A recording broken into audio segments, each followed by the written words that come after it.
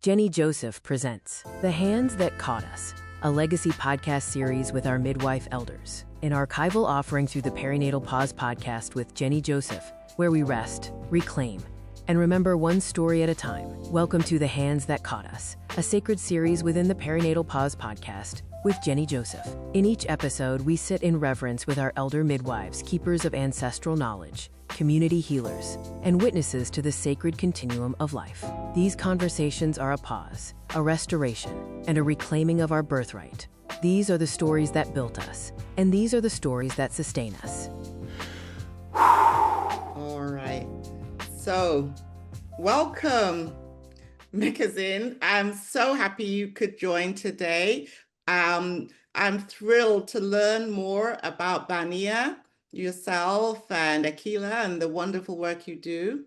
But I'm very excited to hear your stories, because as we build out our podcast, we're looking at understanding this hidden history almost of the Black midwives in the United States, and how we've gotten here and what we're planning to do next, because we are standing on the shoulders of the ancestor midwives, and we are making a difference. Thank you for joining me today. Let's start with, why don't you introduce yourself and what you do and why you do it? Okay, well, thank you so much. I am so honored to be doing this podcast with you, Jennie. You know, it's just really interesting how paths cross. And when you talk about us standing on the shoulders of our ancestors, that is something I truly embrace and believe. I do believe that the work that we do, you know, is continuing the groundwork and traditions that they laid out for us to embrace. Mm-hmm. Definitely. And so, yes, my name is Mekazin Alexander. I am a co-founder and executive director of BA NIA Incorporated. BA NIA has been around for quite some time. Actually, I think initially, when we thought about the organization itself, it was in the early 90s, and we were looking at really creating a teen shelter under the umbrella of BA NIA. And this came out of the traditional midwifery work that we were doing, which so started... The midwifery preceded BA NIA. Absolutely. Absolutely. I'd say about 15 years before. Yes, about 15 years before. We started out as a learning circle. It was for women. And we decided that we were going to come together and we were going to study birth. And what prompted that was just sisters in the community having an outrageous number of C-sections, going into hospitals and not really feeling safe, not having choices. And so we said, let's come together and let's just study the anatomy and physiology of women going through pregnancy. And so the study group morphed into us reaching out, and the Creator puts whatever you need in your path. And so, we started studying with other midwives, doctors who were sort of like underground, because they couldn't let their constituents know that they were supporting such a cause. Mm-hmm. And really the cause has been, as you know, us not being able to, from not being able to be in a hospital, right? Having to have our babies at home, to them finally saying, yes, you can have your baby in the hospital, but then all of the, inequities that came with that. And so in that early 70s, late 70s, we felt the need to begin to study and to support women who wanted to have births at home. Mekazin, I'm looking at the idea of, all of us are called into this work, right? There's no question. True. Can you take us back to the first time that you witnessed birth, that you recognized that calling? Oh, so really interesting. I had been trying to get pregnant for a really long time and it wasn't working. And I connected with the co-founder of BA NIA and my sister for over 50 years. And she was determined to have her baby at home. And when I first decided to support her and her co-sister, I saw a baby delivered at home in their own environment. And I said, whoa, this is how it's supposed to be. It's This is such how an it's supposed embodied to be. feeling, isn't it? It's like it just takes over your whole being It does. and your It does. spirit. It's such a spiritual experience. Just the sereneness of the room, because it's quiet, and you see the manifestation of life. It is so powerful. It is so powerful, Amazing. and it's such a grateful appreciation to be in this situation, and to be able to embrace life. It's a blessing. It's a blessing. I love the word appreciation because it does give you that sense of, gratitude. And it just evokes, so many emotions that are so tumultuous, so deep, so strong. And I think this is the theme that runs through all of us, is that we've been blessed, like you say, to have the experiences that led us to the path, but also blessed to be able to answer the call. Yeah.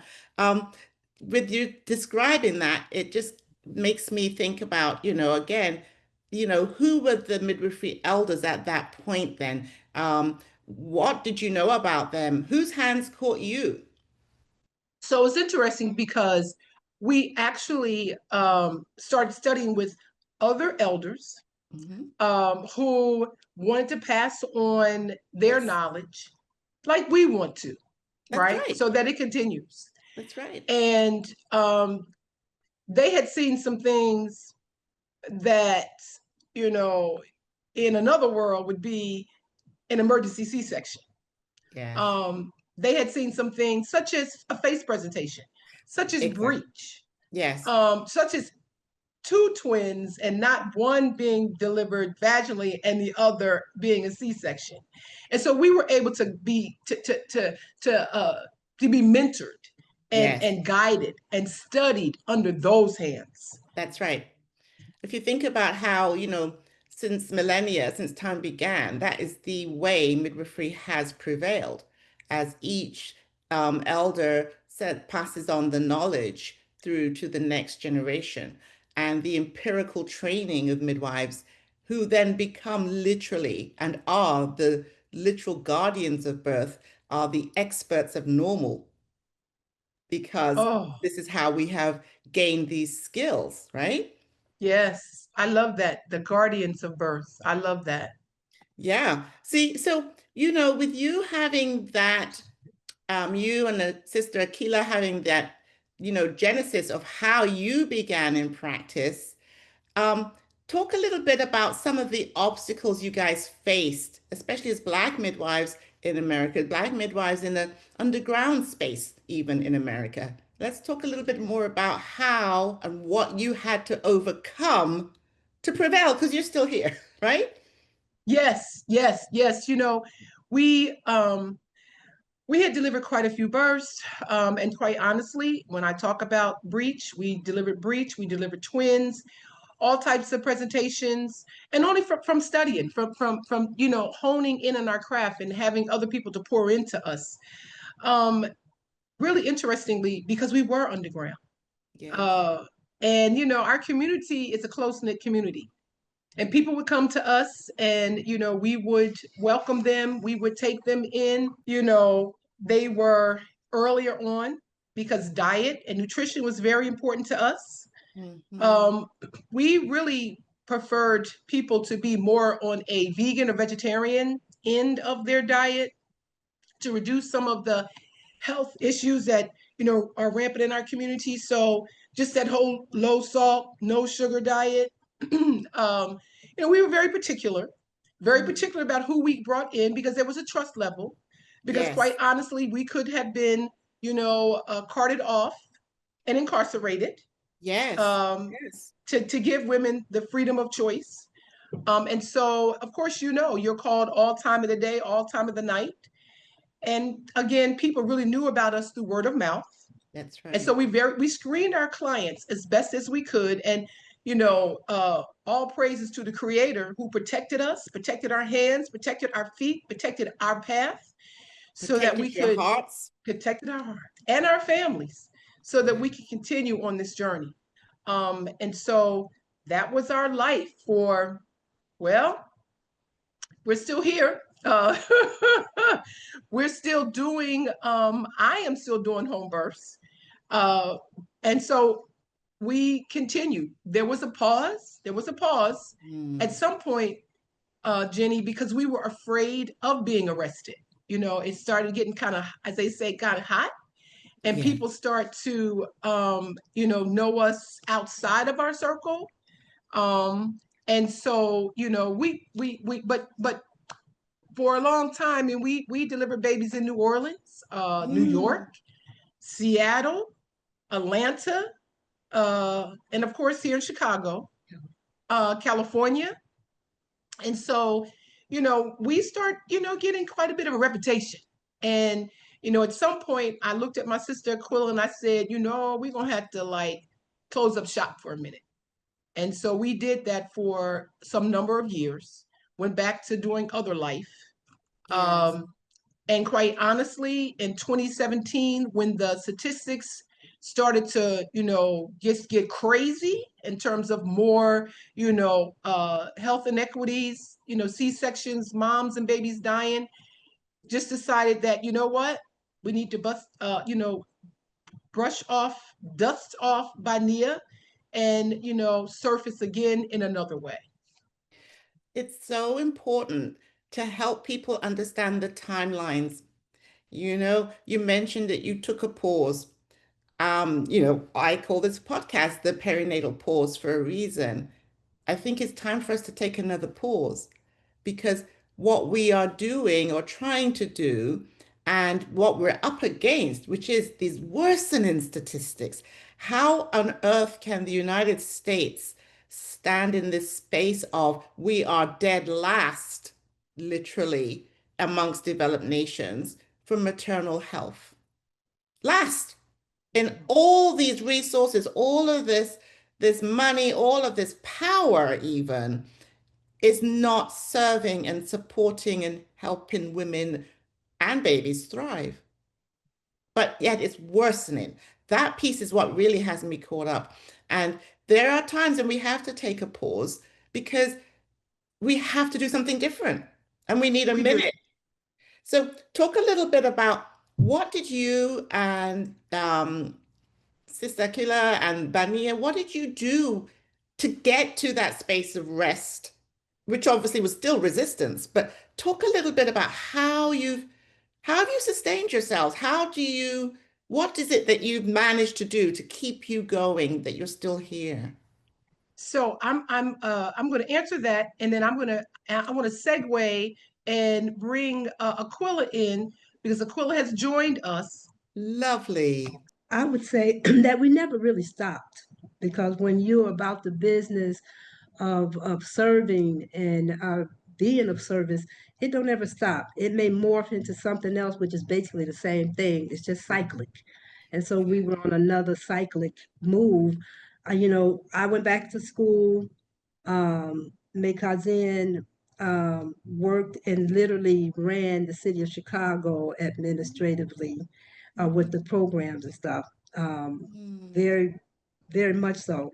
And so with me going back to school, I'm an educator, administrator, and I ended up got 4 degrees out the deal. But the greatest degree ever is what we're doing right now. That's the degree of life. And so that's our PhD. So we're working on our PhD. Indeed. Yeah, indeed, indeed. Indeed. Yeah. Indeed. I think, it's really interesting because we call it going back and lifing and on another page, doing something else. And as Aquila said, so I went from birth to 5, uh, leading a lot of the Head Start programs for the city of Chicago. And then I went from 5 to 24, working with another component, after school programming with the city of Chicago. And so having life and working with youth was always our calling.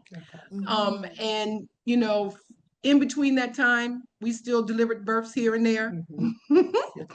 And then we just, I guess, kept it going. Because even now, like I said, I'm doing home births now. It's something that I think you just, you're called to do, and the Creator puts you on that path, and it's where you continue to land. Yeah.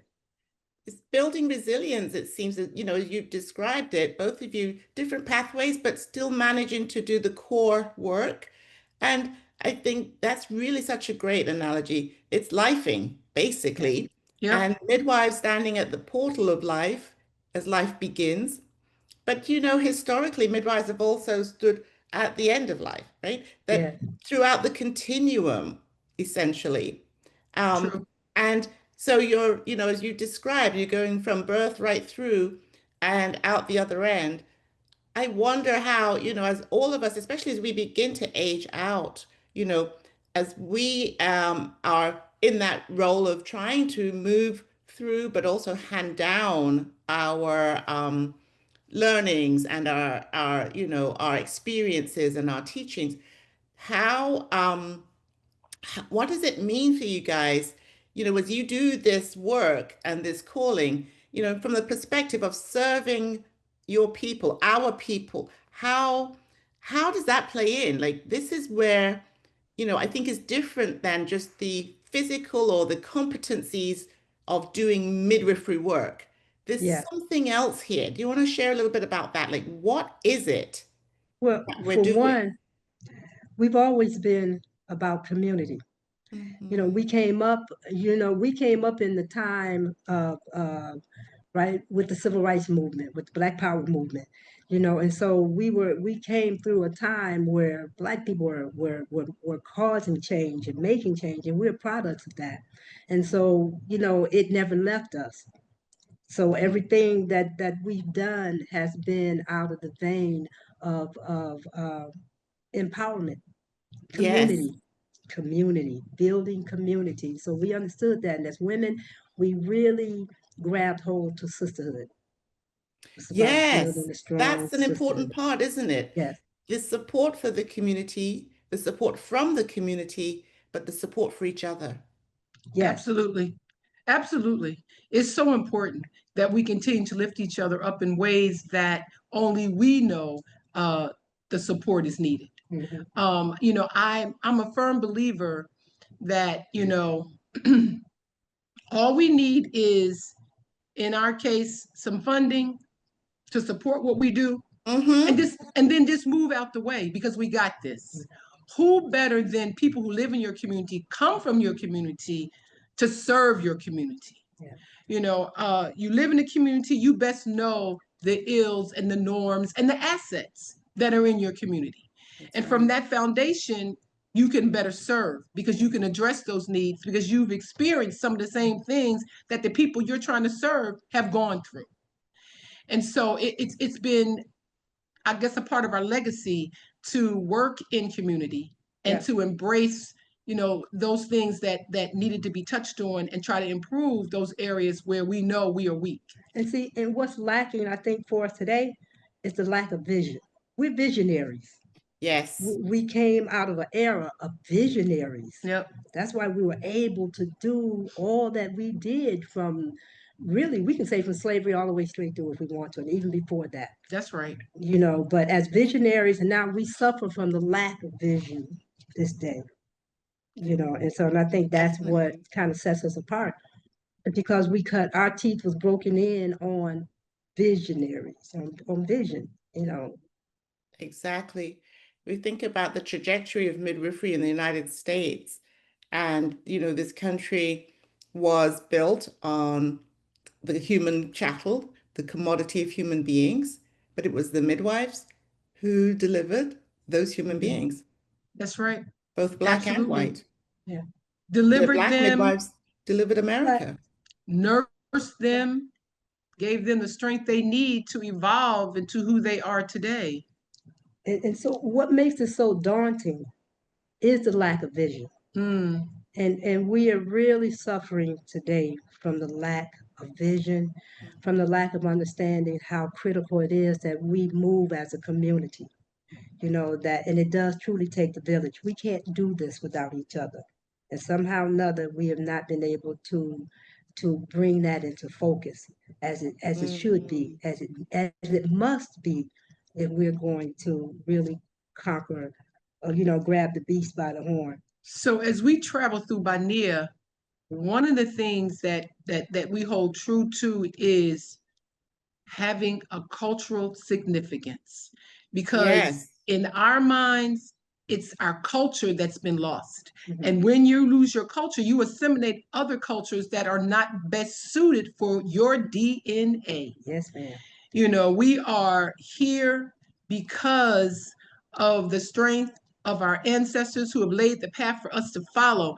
And when we get off that path, that's when eruption happens. That's when, right, pandemonium occurs, confusion. And so we really hold on to that culture. Mhm. It's so needed. And it's not in our communities. And so when Right. we embrace, sisters, sisterhood, birthing people, whatever the category is that you acknowledge, we come from that cultural foundation. Mhm. Exactly. What do you wish the young midwives or the soon-to-be midwives, the students, what do you wish they understood about what we're talking about this deeper purpose of the work? What do we need to share with them? What do we need to pass on to them on that level, on that realm? Hmm. Well, that's a good one. One of the things that we've done is to create this program that we call Ancestral Seed Certification Program. Mm. And so we really are training birthing assistants. And as we're going through this conversation with you, I begin to think about there's so much that we know, so much that we have to pass on. That's And so right. we are really looking for those diamonds who are willing to do the sacrifice needed to work up under us and allow themselves to be humbled enough to be mentored by us. And I think that our young people need to know that what's in that book is not the same as what you will put in practice. That's right. And how you need to, look at your community with love in your eyes, and how you need to embrace those people who are going through that birthing, that pregnancy and that birthing process, and to know that what you have inside is enough to pour into them. And I think it really starts with us truly, again, mentoring those individuals who we know have that light and are willing to sacrifice and Yes. work with us to do the work so they can begin to carry it on. Yeah, and we're in a time now where everything is instant. We want the miracle without the sacrifice. And you can't have it without the sacrifice. The miracle is not yours without the work put in. And so, and Yes. I think that is definitely what's missing today for us, is that everything has become so instant. That's right. Everything is instant. And so we're dealing with populations who come in with that understanding. So trying to get them to get that, number one, you must have the knowledge. You can't move without that. Your empowerment comes from the knowledge, from That's right. knowing, That's right. Well, and this is it's your not an story. easy fix or a quick fix. Yep, that's true. As you've described how BA NIA was born and what you've done over these decades, that is your story. That's how you began and worked this through, and here you are. It's almost like, we could use the analogy of birth in this instance, right? Like these, you can't get a baby born and out the other end unless you labor, unless you do something. That's right. You have But to they don't find want to your labor way. today. They don't want to labor today. Well, this is the thing, but how we, especially in midwifery, we've seen that laborers and laborers will get there because the baby always comes out, right? That it's with the support that we give that enhances and enables that to go more smoothly, if not perfectly, every time. And I think it's the same with the young midwives, the young potential midwives, the birth workers. They need to be supported. I think you used a really good word, Mekazin, the humbling, to allow the support rather than block it or rather than fight against it, but also to know that they can trust in the support, just like during birth, just like the labor experience, you know, how difficult it is and how hard it can be for some people, how painful, so overwhelming, but yet through trust and support, through love, they come out. You know, I so agree. And what, resonating with me is the fact that, common sense childbirth is laying a groundwork for there to be, midwives to come through. And we need as many midwives in our communities as possible. Absolutely. And I'm looking at certified professional midwives, those who have chosen to, allow women to birth at home. That's right. I like our birthing assistants and even some of our nurse midwives. I think everyone has a role to play. Mm-hmm. But I say everyone that's doing this work that considers themselves a birth worker should be able to experience a home birth, because it's nothing like that. And I think that, for you and for us and to be able to have that experience and share that experience with others, it's phenomenal. It's phenomenal, and I'm sure for you to see people walking around 40, 45 years old that you touched, the first hands that touched them, that's such a blessing, It is beyond a blessing. Just gratitude, to be able to do the Creator's work like that. And so if we can connect with those sisters who want to really make that difference and want to make that sacrifice and help our community in that way, I can see our legacy continuing. I can see us still continue to be able to do the work through passing that from one hand to another hand. Yes. Well, I think, Sister Aquilla, as you're saying, that we have an opportunity to, influence, to impact, to support the ones that are coming behind us, just like we have been impacted, supported, even in, the fact that our ancestors aren't with us, but we are to this day still impacted by what they showed us, how they led, how they built movements. Because we are talking about midwifery as a movement. We're talking about midwifery as sacred. We're talking about midwifery as beyond policy or beyond training or beyond the pieces of paper, right? That we all feel like because of this modern day, we must have. There's a way, I'm hopeful that there's a way that our legacies will also be able to be incorporated into systems that have, put maybe blocks towards the midwifery, the real midwifery, the true midwifery. But that what we're doing at this age, at this time, after all these experiences, is laying groundwork for the next generations to figure out how to bring it back together. Right. And we can't do this without the elders. Okay. Now the elders were taken off the table. You see that with our children. We see that with bureaucracy, where you don't need us for too much of anything. They can go to school and they sign your name almost without any kind of consent. Whereas we remember where with your parent had to be present for almost anything that had to do with a child. A parent now it's almost null and void. But thank you for what you're doing to validate that we must bring the elders back, because the elders are the lighthouses. That's right. We're the ones with the light, because we still stand before you. That's right. You still got to come behind us.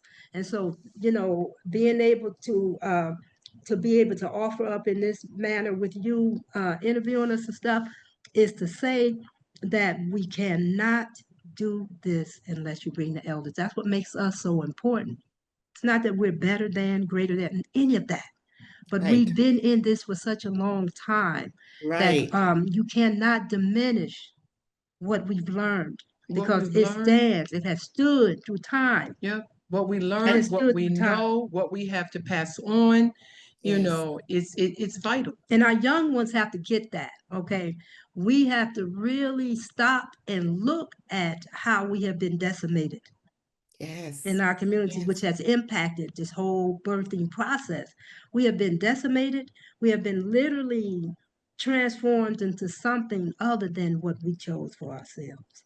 And so only with knowledge can we get back to our source. And that's our elders. That's what we represent. We're just so you have to know what you don't know. Right. And you know stuff, baby. Yeah, but right. I mean, put down the vanity and pour in the love. It is about and pour in the respect. Yeah.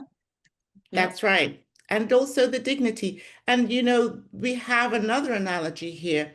There's not one of us, whether elder, junior, just thinking about it, whatever, who is going to end up on this path that doesn't know how to do that for the mamas and babies. There's nobody who comes into this work who doesn't have that full heart for each mama, each baby, each family, each community must be treated with dignity and respect. Yes. Must be held safely. Yes. With dignity and respect. So at this point, it's like we recognize how we have the templates, right? We have the game plans. We have all the things we need. So I want to ask now, just to sort of, as we begin to wrap up, what would you say as far as, if you could leave a blessing, a prayer, a piece of wisdom, not only for the junior midwives, but for all of us, what would you want to share? A story, a song, anything to just help encourage us? We have to go forward, right? We know that that's always going to be, that's life, right? What would you like to share as far as your blessing for that, your, vision for that? Aquilla, the word vision is so powerful, and you've mentioned that. What are you seeing? What are you thinking? There's an old spiritual that says we've come this far by faith. And with faith is sight, whether blind sight or whatever, but it's with sight, and so we have to embrace those old spirituals again, because the knowledge and information is there as well. If we are to move forward and in a good way and in a positive way, then we've got to go back to the fundamentals. We're lacking fundamentals, so I think. Thank you. I think a few things resonate with me. Aquilla, she mentioned faith. I have this hallway that I go up to as I enter my room, and it says to have faith over fear. And I turn and I say, and I do it with love, because I'm forever grateful, because winter is always coming. There's always that thing in the back that's trying to pull us away from where we need to be. So I think we need to remain focused and to count your blessings. And there's something that I always adhere to. It's that whisper. When you're at a situation, you're at a birth and everything is flowing, or maybe not. There's that spirit that's talking to you, that's guiding you, that's telling you what you should and should not do. I think we should always stop, take that breath, and listen to that spirit within you, because that's your spirit guide. Yes. And if we listen to that spirit within us, we will succeed. In spite of all that's coming at us, against us, we will succeed, because each and every one of us that's come before us, that's here now and will follow us, are being driven by light. And that light is the Creator's light. And that's what we must follow. How many cumulative years have you guys been in service? Ooh, we have this postcard that we put together last year, because the Spirit kept telling me I needed to put it together. Was join the movement, but we have 80 years together. If we take how long we've been doing it, yes. It's 80 years we call of womb healing.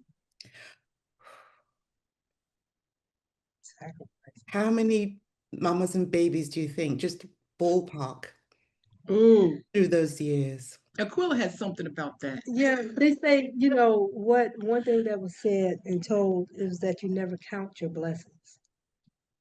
You never count your blessings, because when you count them, there's always an end, and you leave it open. So we don't really tell that. That's We right. really don't. Because of that, because each one for us has been a learning field for us, That's each right. birth. And had it not been for the Most High to bring us through quite a few of our births, it wasn't us. We would always say that, right? It Exactly. ain't us. It's never been us. It ain't never been us. That's It's right. been that whisperer, We like to that take spirit credit, guiding us. but we can't We take the definitely credit. That's do. funny. I will say this, that the first birth I had was a set of twins by myself. I was in my apprenticeship, and the midwife that was training us, she got stuck in traffic. And so that was like an interesting, experience for the very first time. Mhm. And, I say, because we never know what day the creator is going to call us to go to the next level. But if I can stay in this birth world, then I am truly humbled and appreciative to be able to continue to go out like that. And like Mekazin said, now, I'm more of the home birth person. I prefer home births over hospital births. I do. But the work is so needed in the hospital because I was like, but we really need it there. Yes, Yeah, I exactly. know, but man, it is such a to have to deal in that world, you know what I mean? But that's where we're needed. That's So we exactly embrace right. As well. both. We embrace both. We embrace both through BA NIA's education piece. Right. So we have soldiers that we are training to be in do those both. places Yeah. to try to help our moms. But the Mhm. preference, And that's why I still do home births, because Yes. started out that way, want to end that way, and very appreciative of the fact that we have a program that we can train others to Yes. be in that front line in those institutions. How can folk find you, or do you want folk to find you? Absolutely. yes. Yes. Absolutely. How do they Absolutely. find you? So we're on Instagram. You can, BA NIA Inc. IG. We have a Facebook page. Our website is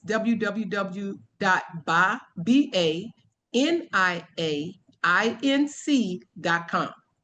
And you get on our website, and there's a place where you can actually leave a message, and we respond to that message. In fact, it comes directly to me. People can call our office 312-973-7321. Perfect. Whew. Sometimes you have to stop and take a breath. Yeah. Yes. A lot of times. A lot of times. A lot of times. Most times. Yeah. That's true. Well, thank you so much, Elder Midwife Mekazin, Elder Midwife Aquilla, for pausing with us today and sharing your story, your sacred stories. And may your hands in your heart and your history continue to guide us.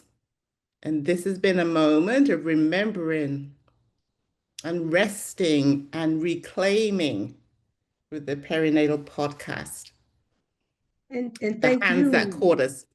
The hands that caught And us. can we thank you for being a vessel to understand the need for what we bring? And I'm sure we're not out there by ourselves, No. but thank you for that. And for what you bring. Yeah. It's so important. Yeah. It's so important. And we're blessed to have you, Yeah.